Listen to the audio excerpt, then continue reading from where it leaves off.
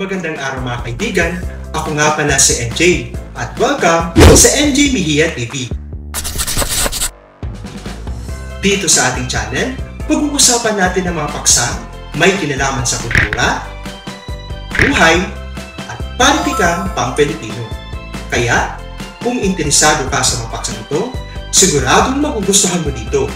Huwag na rin kalimutang i-like, share, at mag-subscribe na rin para sa ating channel. Ngayon, simulan na natin ang ating talakayan. Tara, samahan niyo ako.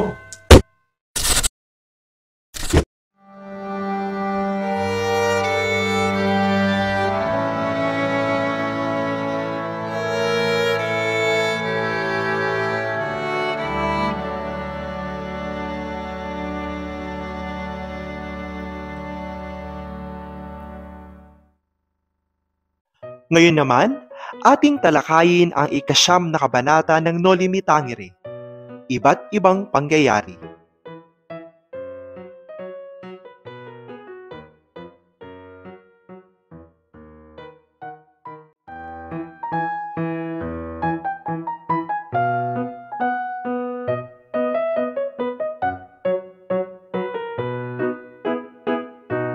Nagkatotoo ang hinala ni Ibarra na si Padre Damaso ang sakay ng karwaheng nasa lubong niya. Dumiretso ang pari sa bahay ni Kapitan Tiago kung saan nadatnan siyang paalis sina Maria Clara at Tia Isabel upang kunin ang mga damit ng dalaga sa kumbento.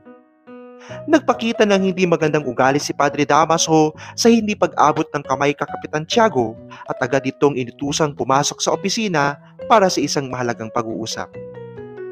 Samantala, matapos magsimba, nagtungo si Padre Sibila sa isang matandang paring Dominico na may sakit upang iulat ang nangyari sa pagtatalo ni Padre Damaso at Ibarra. Pinag-usapan nila kung pabuting tao nga ba si Ibarra at kung paano siya makakaapekto sa kapangyarihan ng kanilang korporasyon. Inilahad ng matandang pari ang kanyang pananaw na ang simbahan ay nananatiling makapangyarihan lamang habang pinaniniwalaan ng publiko at na ang anumang pag-atake laban sa kanila ay maaaring magmukhang patunay na sila ay hadlang sa pagunlad ng bayan. Nagbabala rin siya na posibleng bumagsak sila gaya ng nangyari sa Europa dahil sa kanilang sariling mga kamalian, lalo na ang patuloy na pagtaas ng buwis na nagpapahirap sa mga Indyo.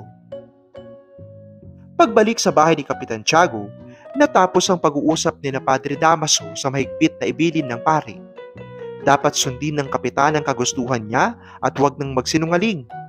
Nang umalis ang pari, balisa at hindi mapakali si Kapitan Tiago. Nagkulong ito sa silid-dalanginan, isa-isang pinatay ang mga kandila at lampara at tila may pinaplano pa habang ibinubulong sa sarili na mahaba pa ang lakbay.